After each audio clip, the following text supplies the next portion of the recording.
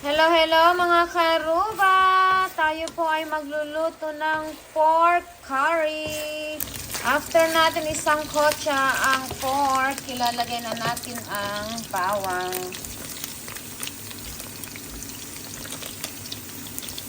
Ito na nga ang ating pang pork curry. Ilalagay na natin ang gata. Lalagyan natin ng konting paminta.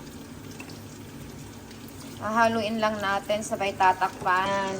Medyo tuyo na yung ating gata, kaya ilalagay na natin ang chili sauce. Ilalagay na rin natin ang mga patatas at carrots. Galing ito lahat sa ating garden.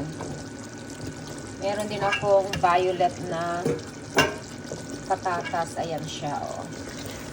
Pagkalagay natin ng peppers, hahaluin lang ng konti. Yan, lalagyan na natin ng curry powder.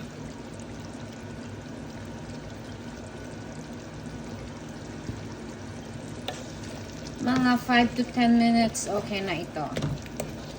At ito na nga ang ating pork curry.